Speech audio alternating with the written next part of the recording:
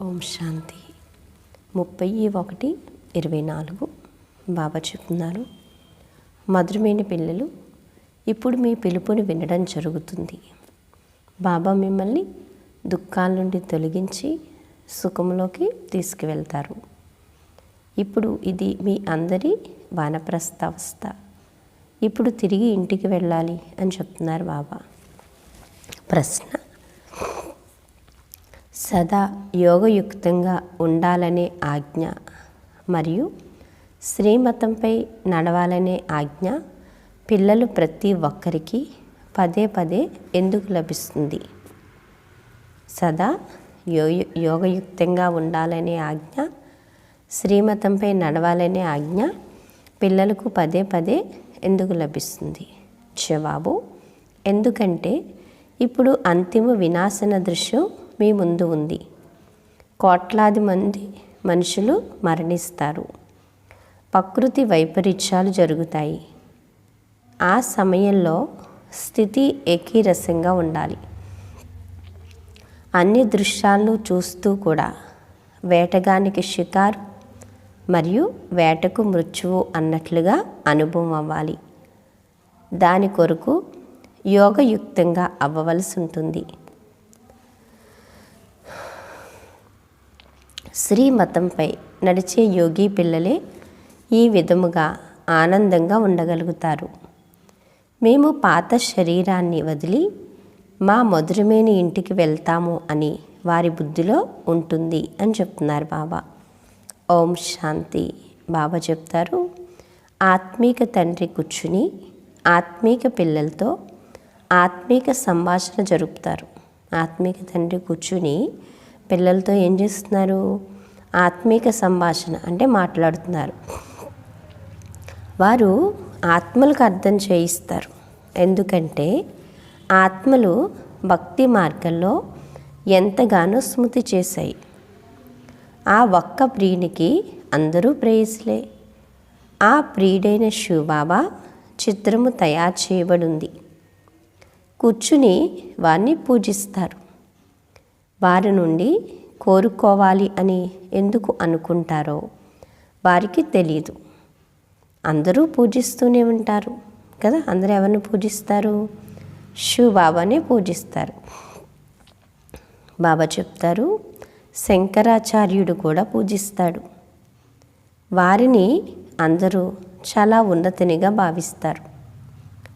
ధర్మస్థాపకులైనా కానీ వారు కూడా పునర్జన్మలు తీసుకుంటూ కిందకు దిగిపోతారు. ధర్మస్థాపకులైనా ఎవరైనా సరే అందరూ పూజించేది ఎవరిని? శివుణ్ణి. అలాగే ప్రతి ఒక్కళ్ళు పునర్జన్మలైతే తీసుకోవాల్సిందే. బాబా చెప్తున్నారు, ఇప్పుడు అందరూ తమ చివరి జన్మలోకి వచ్చి చేరుకున్నారు. ఇప్పుడు అందరూ లాస్ట్కి వచ్చేసారు. మీరు చిన్నవారైనా పెద్దవారైనా ఇది అందరి వానప్రస్థ అవస్థ. నేను మిమ్మల్ని అందరినీ తిరిగి తీసుకుని వెళ్తాను అని బాబా చెప్తున్నారు. నన్ను పతిత ప్రపంచంలోకే రమ్మని పిలుస్తారు. ఎంతటి గౌరవం ఉంచుతారు కదా. నా పైన నా పిల్లలకి ఎంత గౌరవం. ఎందులోకి పిలుస్తున్నారు నన్ను రమ్మని? పతిత ప్రపంచంలోకే రండి అని పిలుస్తున్నారు. పావన ప్రపంచంలోకి రండి అని పిలవరు కదా. మరి పతిత ప్రపంచంలోకి, పరాయి రాజ్యంలోకి రమ్మని పిలుస్తారు. తప్పకుండా దుఃఖితులుగా ఉన్నప్పుడే పిలుస్తారు కదా. దుఃఖహర్త సుఖకర్త తప్పకుండా చీచీ ప్రపంచంలోకి, పురాతన శరీరంలోకే రావాల్సి ఉంటుంది అన్న గాయనం కూడా ఉంది. అది కూడా తమో ప్రధాన శరీరంలోకి రావాలి.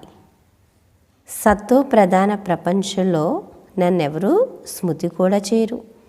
ఈ తమో ప్రధాన ప్రపంచంలో దుఃఖీగా ఉన్నప్పుడు నన్ను అందరూ తలుచుకుంటున్నారు. రా తండ్రి అని నన్ను పిలుస్తున్నారు. దుఃఖం దూరం చేయమని అడుగుతున్నారు. మరి సతో ప్రధాన ప్రపంచంలో అయితే నన్ను కనీసం స్మృతి కూడా చేయరు. ఎందుకని? అక్కడ ప్రకృతి సతో ప్రధానంగా, శరీరం కాంచనకాయగా, సుఖంగా ఉంటారు. కాబట్టి నా అవసరం నా పిల్లలకు ఉండదు, నేను హాయిగా పరంధామంలో ఉంటాను అంటున్నారు బాబా. డ్రామా అనుసారంగా నేను అందరినీ సుఖవంతులుగా తయారు చేస్తాను. సత్యయుగంలో తప్పకుండా ఆది సనాతన దేవీ దేవత ధర్మం ఉంటుంది. ఇది బుద్ధి ద్వారా అర్థం చేసుకోవాలి. ఇతర సత్సంగాల్లో కేవలం శాస్త్రాలు చదువుతూ కిందకు దిగజారుతూ ఉంటారు. ఊబిలో పడిపోయేవారు దుఃఖీలుగా ఉంటారు. అసలు ఇదంతా దుఃఖధామమే, అది సుఖధామం. బాబా ఎంతో సహజతరం చేసి అర్థం చేయిస్తారు. ఎందుకంటే పాపం అబలలకు ఏమీ తెలియదు. తిరిగి మళ్ళీ వెనకకు వెళ్ళగలమా, లేక ఎల్లప్పుడూ పునర్జన్మలు తీసుకుంటూనే ఉండాలా అన్న సంగతి ఎవ్వరికీ తెలియదు. ఇప్పుడు అన్ని ధర్మాల వారు ఉన్నారు. మొట్టమొదట స్వర్గం ఉండేది, అప్పుడు ఒకే ధర్మం ఉండేది. మొత్తం ప్రపంచమంతా మీ బుద్ధిలో ఉంది అని చెప్తున్నారు కదా. మొత్తం చక్రం అంతా మీ బుద్ధిలో ఉంది అంటే ఎప్పుడు వస్తాం, ఎప్పుడు వెళ్తాం, ఆత్మ ఎన్ని జన్మలు తీసుకుంటుంది, ఆత్మ యొక్క లెక్కాచారాన్ని ఎలా సమాప్తం చేసుకుంటుంది అనేది. ఇంకెవరి బుద్ధిలోనూ ఈ విషయాలు నిల్వజాలం. ఎందుకంటే బాబా మనకేం చేస్తున్నారు, కల్పం యొక్క ఆయుష్ ఎంత, ఆత్మ ఎన్ని జన్మలు, 84 జన్మలు, స్వర్గం ఎక్కడ, నరకం ఎక్కడ, మన యొక్క విషయాలేంటి అనేవన్నీ బాబా మనకి అర్థం చేయించారు. కాబట్టి బాబా చెప్తున్నారు, ఎందుకంటే పాపం ఎవరికి కూడా ఇంకెవరికి విషయాలైతే తెలియవని చెప్తున్నారు బాబా. బాబా అంటారు, ఈ విషయాలు నిలవజాలు. వారు కల్పపు ఆయువునే లక్షల సంవత్సరాలుగా ఏం చేశారు, కల్పం యొక్క ఆయువే లక్షల సంవత్సరాలుగా వ్రాసేశారు. దీనిని ఘోర అంధకారము అని అంటారు. జ్ఞానము అపార ప్రకాశము. ఇప్పుడు పిల్లలైన మీ బుద్ధిలో ప్రకాశం ఉంది. మీరు మందిరాలు మొదలైన వాటిలోకి వెళ్తే మేము శివ్ బాబా వద్దకు వెళ్తున్నాము అని అంటారు. ఈ లక్ష్మీనారాయణులుగా మనం తయారవుతాము. ఈ విషయాలు ఇంకే సత్సంగాల్లోనూ ఉండవు. అవన్నీ భక్తి మార్గపు విషయాలు. సత్య త్రేతాయుగాల్లో సతో ప్రధానంగా ఉంటారు. సత్యయుగం త్రేతాయుగంలో ఎలా ఉంటాం, సతో ప్రధానంగా ఉంటాం. మళ్ళీ సతోగా అవుతారు. సత్య త్రేతాయుగం అయిపోతుంది, మళ్ళీ ద్వాపరయుగం ప్రారంభమవుతుంది. సతో ప్రధానత ఎంత సమయం నడుస్తుందో కూడా బాబా అర్థం చేయిస్తారు. రచయితను గూర్చి మరియు రచనల ఆది మధ్యంతరాలను గూర్చి మీకు తెలుసు. ఋషులు మునులు మొదలైన వారు మాకు తెలీదు అని అనేవారు. ఇంతకుముందు మీకు కూడా ఇది తెలిసేది కాదు. బాబా వచ్చి చెప్పాకనే మనకన్నీ విషయాలన్నీ తెలుస్తున్నాయి. లేకపోతే పిల్లలైన మనకి కూడా తెలియదు. అదంతా భక్తి మార్గం. మొత్తం విశ్వం అంతట్లోనూ భక్తి ఉంది కదా. భక్తి చేశాం కాబట్టే మనకెవరు, భగవంతుడు లభించాడు, భక్తికి ఫలం. ఇది పాత ప్రపంచం. లెక్కలేనంతమంది మనుషులు ఉన్నారు. సత్యయుగి కొత్త ప్రపంచం ఉన్నప్పుడు కేవలం ఒక్క అద్వైత్వ మతమే ఉండేది. అంటే ఒక్క దేవతల యొక్క రాజ్యమే ఉండేది. ఆ తర్వాత మళ్ళీ దైవత్వ ధర్మం ఉంటుంది. అంటే అనేక ధర్మాలు ఉన్న కారణంగా చప్పట్లు మోగుతాయి. అందరికీ పరస్పరం గొడవలు ఉన్నాయి. డ్రామా అనుసారంగా వారి పాలసీయే ఆ విధంగా ఉంది. ఎవరినైనా వేరు చేస్తే వెంటనే గొడవలు జరుగుతాయి, విభజనలు జరుగుతాయి. మనుషులకు తండ్రిని గూర్చి తెలియని కారణముగా రాతి బుద్ధిగా అయిపోయారు. ఈ సమయంలో దేవీ దేవత ధర్మమే పరాయిలోపమయ్యిందని బాబా అర్థం చేయిస్తున్నారు. అసలు వారి రాజ్యము ఒకప్పుడు ఉండేదని ఒక్కరికి కూడా తెలీదు. తెలుసా? ఎవ్వరికీ తెలీదు. మేము దేవీ దేవతలుగా అవుతున్నాము అని మీరిప్పుడు అర్థం చేసుకుంటున్నారు.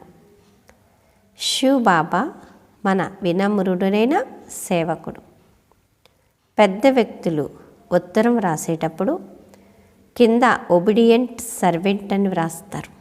అలాగే బాబా కూడా నేను మీ వినమ్రుడైన సేవకును అని అంటారు కదా, మీకు నేను సేవ చేయడానికే వచ్చాను అని. అలాగే దాదా కూడా నేను సేవకుణ్ణి అని అంటారు. నేను మళ్ళీ 5000 సంవత్సరాల తర్వాత ప్రతి కల్పపు పురుషోత్తమ సంగమ యుగంలో వస్తాను. నేను వచ్చి పిల్లల సేవను చేస్తాను. నన్ను దూరదేశ నివాసి అని అంటారు. కానీ దీని అర్థమును కూడా తెలుసుకోరు. ఇన్ని శాస్త్రాలు మొదలైనవి చదువుతారు, కానీ అర్థమును తెలుసుకోరు.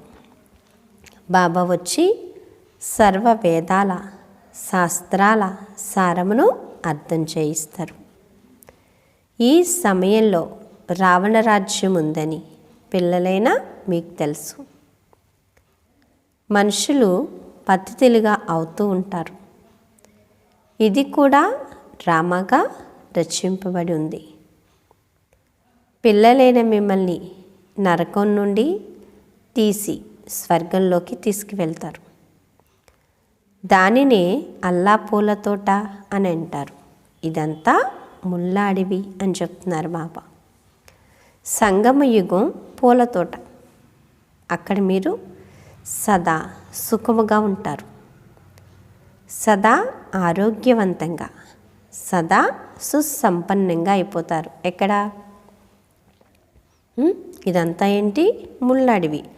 సంగమయుగం పూల తోట. అలాగే అక్కడెక్కడ సత్యుగంలో సదా సుఖం ఉంటుంది, ఆరోగ్యం ఉంటుంది, సంపద ఉంటుంది. కాబట్టి చాలా ఆనందంగా ఉంటారు. అర్ధకల్పం సుఖము, మళ్ళీ అర్ధకల్పం ఏంటి? దుఃఖం. ఈ చక్రం తిరుగుతూనే ఉంటుంది. ఇది ఆగడం అనేది అయితే జరగదు. ఇది ఎప్పుడు అంతం అవ్వదు.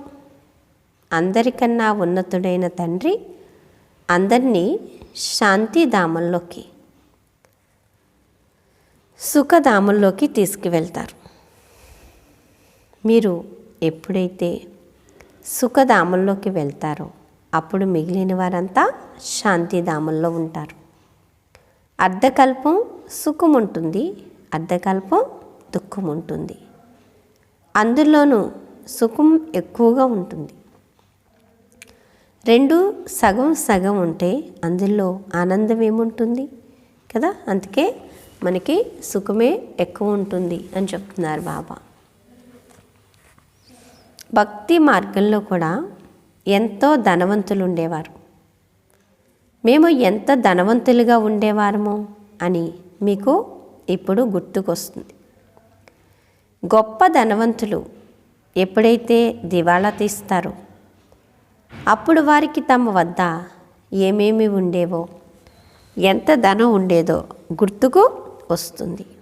బాబా అంటారు, భారతదేశం షావుకారిగా ఉండేది, స్వర్గంగా ఉండేది. ఇప్పుడు ఎంత నిరుపేదగా ఉందో చూడండి అని అర్థం చేయిస్తున్నారు. పేదవారిపైనే దయ కలుగుతుంది. ఇప్పుడు పూర్తిగా నిరుపేదలు అయిపోయారు, అడుక్కు తింటున్నారు కదా. ఇప్పుడు ఏమైపోయారు? పూర్తిగా నిరుపేదలుగా అయిపోయారు. ఏం చేస్తున్నారు? అడుక్కు తింటున్నారు. ఎవరి దగ్గర ఏం లేదు. సంపద అయితే, ధనం అయితే ఉండొచ్చు, కానీ సుఖము శాంతి అయితే ఎవరి దగ్గర లేదు కదా. అదేం చేయాల్సి వస్తుంది కదా. సుఖం ఎక్కడ లభిస్తుంది, శాంతి ఎక్కడ లభిస్తుంది అని చెప్పేసి వెతకవలసి వస్తుంది. ఎవరైతే సుసంపన్నులుగా ఉండేవారు. వారు ఇప్పుడు పూర్తిగా దివాళా కోరుగా అయిపోయారు. ఇది కూడా నాటకమే. మిగిలిన ధర్మాలు ఏవైతే వస్తాయో అవన్నీ శాఖలు మాత్రమే. ఎన్ని ధర్మాల మనుషులు వృద్ధి నొందుతూ ఉంటారు. భారతవాసీలే 84 జన్మలు తీసుకుంటారు. పిల్లల్లో ఒకరు ఇతర ధర్మాల వారి జన్మల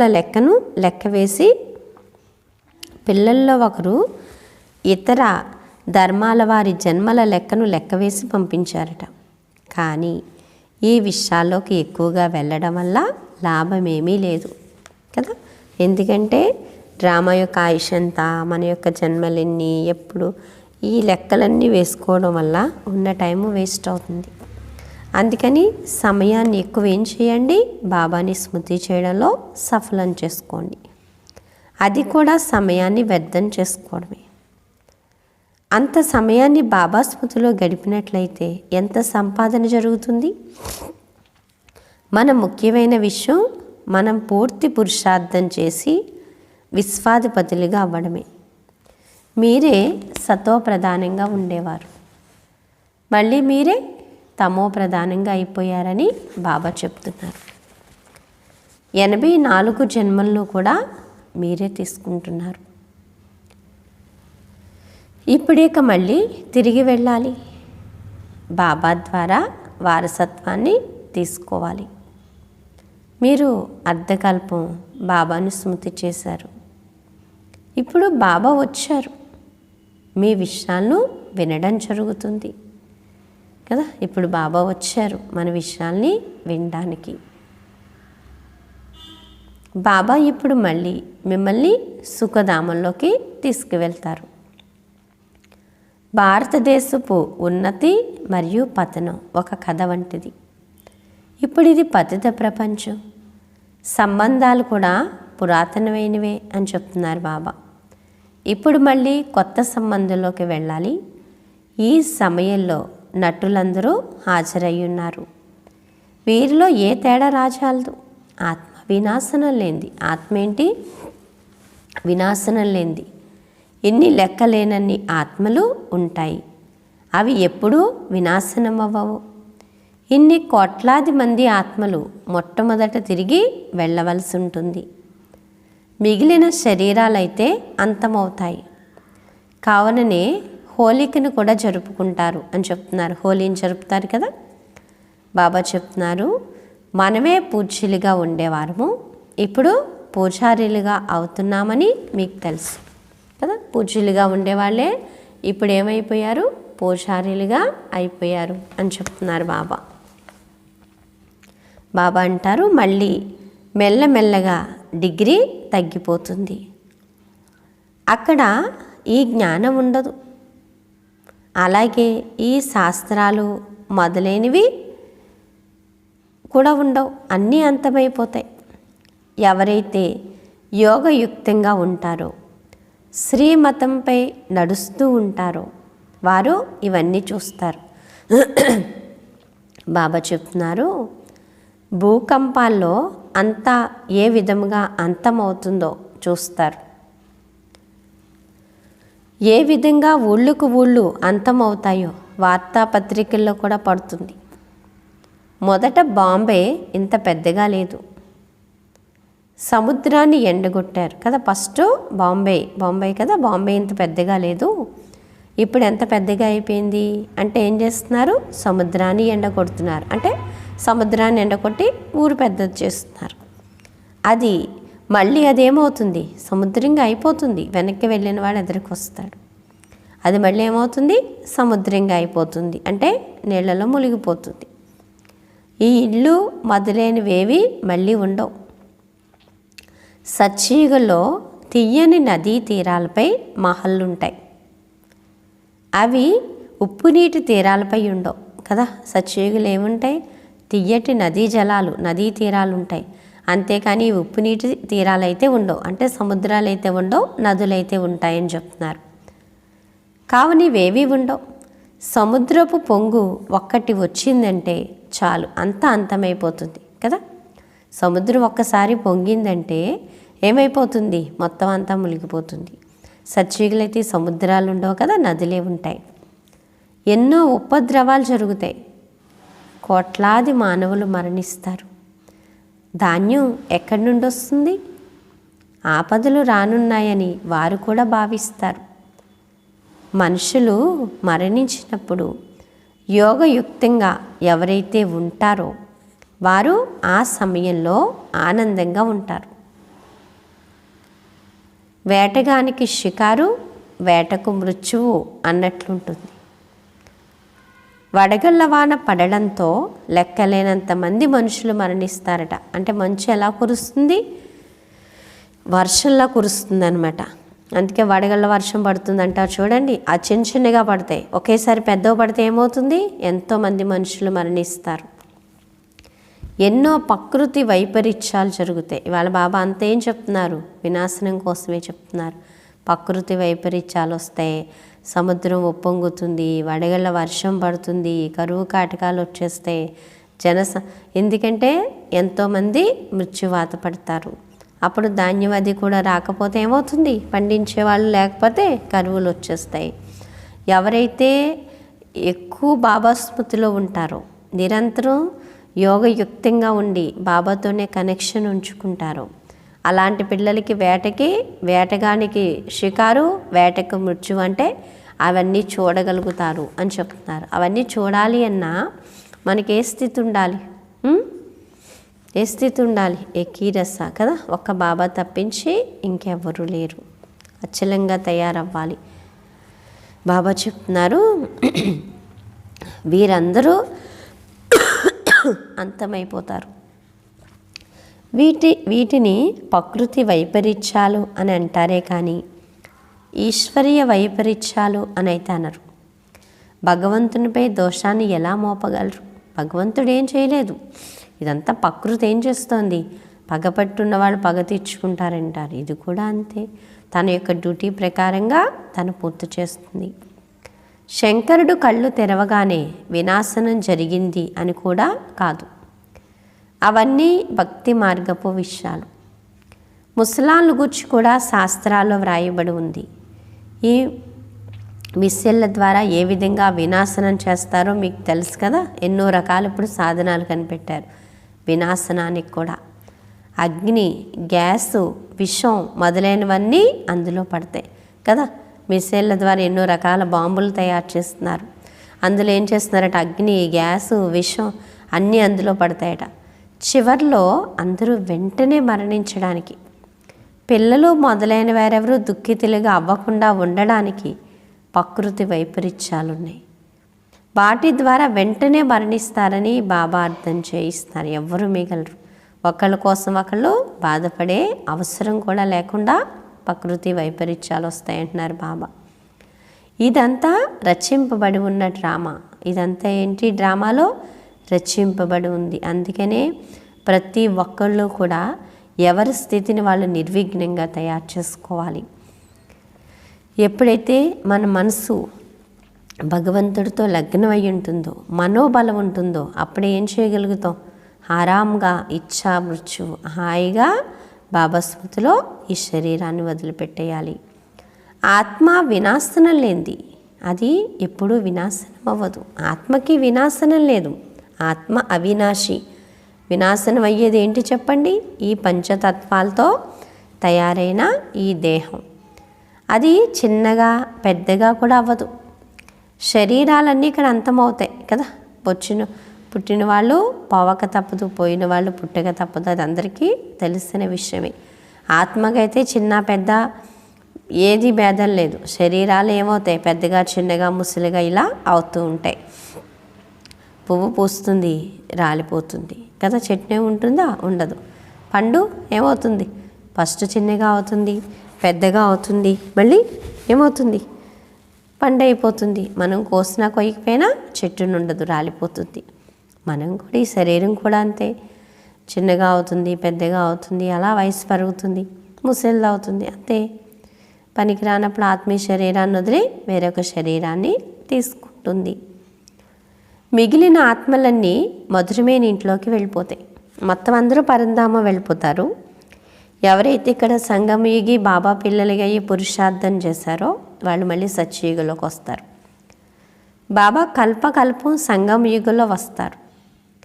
మీరు కూడా ఈ పురుషోత్తమ సంగమయుగంలోనే ఉన్నతోన్నతులుగా అవుతారు. నిజానికి శ్రీ శ్రీ అని అనేస్తూ ఉంటారు. శ్రీమతి, శ్రీ ఫలానా అని అంటారు. శ్రీమతాన్ని ఒక్క తండ్రియే ఇస్తారు. వికారాల్లోకి వెళ్ళడం ఏమైనా శ్రీమతమా? ఇదంతా భ్రష్టాచారి ప్రపంచం. మీరు నన్ను స్మృతి చేసినట్లయితే మలినాలు తొలగిపోతాయని బాబా ఇప్పుడు మధురాతి మధురమైన పిల్లలతో చెప్తున్నారు కదా. బాబా పిల్లలకి ఏం చెప్తున్నారు? మీరు నన్ను స్మృతి చేయడం వల్ల ఏమవుతారు? నిర్వికారిగా తయారైపోతారు అని. గృహస్థ వ్యవహారంలో ఉంటూ కమల పుష్ప సమానంగా పవిత్రంగా ఉండండి. స్వయాన్ని ఇప్పుడు విశ్వపు ఆది మధ్యంతరపు చక్రపు జ్ఞానం తెలిసింది కదా. స్వయానికి విశ్వ యొక్క ఆది మధ్య అంతరహస్యాలు తెలిసాయి కదా. కానీ ఈ అలంకారాలు ఇప్పుడు మీకు ఇవ్వడానికి వీల్లేదు. బాబా ఏం చెప్తున్నారు? స్వయానికి ఇప్పుడు విశ్వపు ఆది మధ్యంతరపు చక్రం యొక్క జ్ఞానం తెలిసింది. కానీ ఈ శంకు చక్ర గద అలంకారాలు అయితే మీకు ఇవ్వడానికి వీల్లేదు. ఈరోజు మీరు స్వయాన్ని స్వదర్శన చక్రధారిలుగా భావిస్తారు. మళ్ళీ రేపు మాయ దెబ్బతీస్తే జ్ఞానమే ఎగిరిపోతుంది. కావున బ్రాహ్మణులైన మీ మాల కూడా తయారవ్వచాలదు. మాయ ఒక్క దెబ్బ వేసి అనేకులను కింద పడేస్తుంది. మరి వారి మాల ఎలా తయారవ్వగలదు? దశలు మారుతూ ఉంటాయి అని చెప్తున్నారు బాబా. రుద్రమాల తయారైంది, విష్ణుమాల కూడా ఉంది. బ్రాహ్మణుల మాల అయితే తయారవ్వచాలదు. విష్ణుమాల తయారవుతుంది, రుద్రమాల తయారవుతుంది కదా.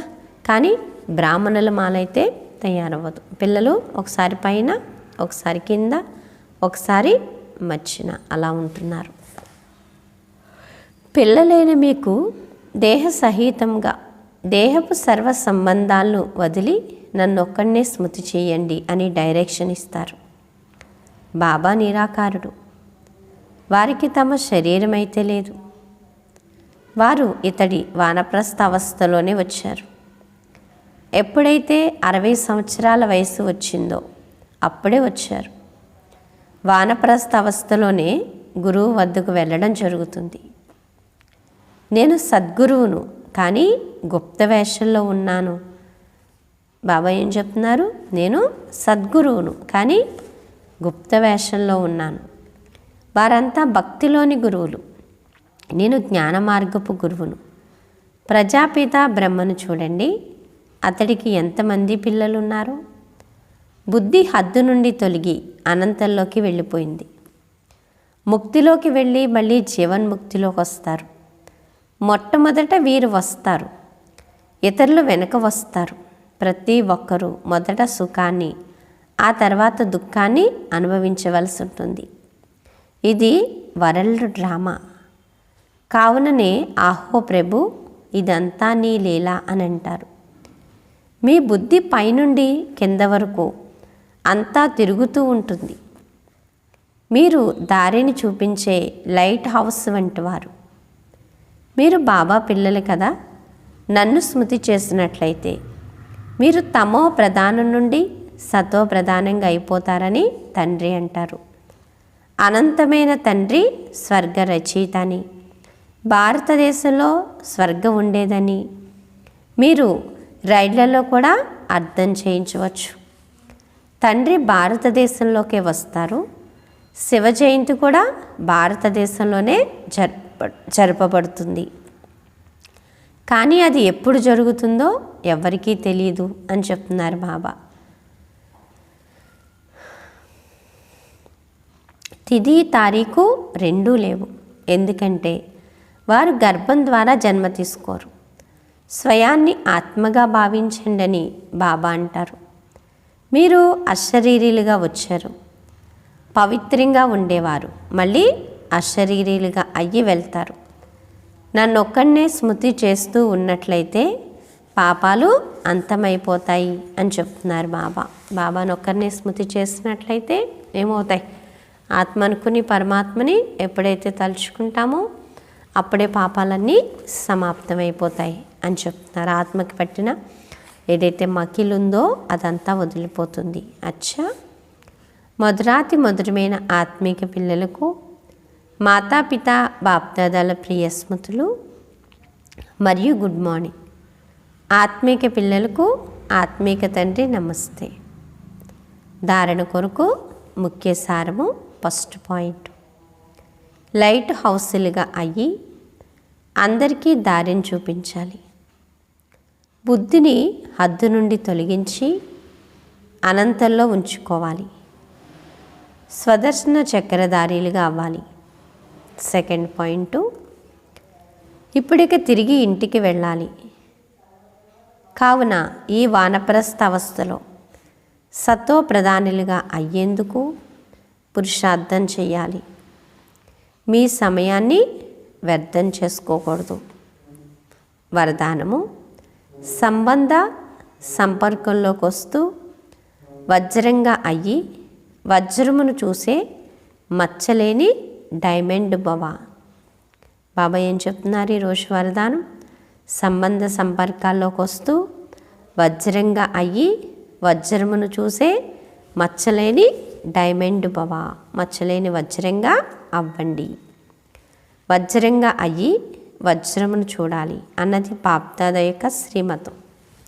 ఏ ఆత్మైనా నల్లటి బొగ్గులాగా పూర్తి తమోగుణిగా ఉన్నా కానీ మీ దృష్టి పడడం ద్వారా వారి నలుపు తక్కువైపోవాలి. అమృత వేళ నుండి రాత్రి వరకు ఎంతమంది సంబంధ సంపర్కంలోకి వచ్చినా కానీ కేవలం వజ్రంగా అయ్యి వజ్రమును చూస్తూ ఉండండి. ఏ విఘ్నముకైనా కానీ లేక స్వభావానికైనా కానీ వశమై వజ్రంపై మచ్చపడకూడదు. అనేక రకాల పరిస్థితులనే విఘ్నాలు వచ్చినా కానీ మీరు దాని ప్రభావమే పడనంతటి శక్తిశాలిగా అవ్వండి అని చెప్తున్నారు బాబా. స్లోగన్ను, మనస్సు మరియు బుద్ధిని మన్మథం నుండి సదా ఖాళీగా ఉంచుకునేవారే ఆజ్ఞాకారులు. మనస్సు మరియు బుద్ధిని మన్మథం నుండి సదా ఖాళీగా ఉంచుకునేవారే ఆజ్ఞాకారులు అని చెప్తున్నారు బాబా. అచ్చా, ఈరోజు పాయింట్, అవ్యక్త సైలెన్స్ ద్వారా డబల్ లైట్ పరిస్థితి స్థితిని అనుభవం చేయండి. ఏ విధంగా అంతరిక్షయానం చేసేవారు పైన ఉన్న కారణంగా భూమిపై ఉన్న ఎక్కడి చిత్రాన్నైనా తీయగలరు. అంతటే ఆకాశంలోకి వెళ్ళిన వాళ్ళు పైన ఉంటారు కాబట్టి భూమిపైనున్న ఎక్కడి చిత్రాన్నైనా తీయగలరు. అలా సైలెన్స్ శక్తి ద్వారా అంతర్ముఖత అనే గృహలో కూర్చుని సైలెన్స్లో లోతైన అనుభూతిని చేయండి. ఈ అనుభూతి డబల్ లైట్ పరిస్థితిగా తయారు చేస్తుంది అని చెప్తున్నారు బాబా. అచ్చా, మధురాతి మధురమైన ఆత్మీక తండ్రికి ఆత్మీక పిల్లల యొక్క ప్రియ స్మృతులు, గుడ్ మార్నింగ్ మరియు నమస్తే. నమస్తే నమస్తే. మధురమైన బాబా, ప్రియమైన బాబా, నా బాబా, ధన్యవాదాలు బాబా. ఓం శాంతి. ఈరోజు స్వమాను, నేను మచ్చలేని వజ్రాన్ని అనుకోండి. నేనెవరిని? మచ్చలేని వజ్రాన్ని. ఆ విధంగా మనం తయారయ్యి అందరినీ తయారు చేయాలి. అచ్చా, ఓం శాంతి.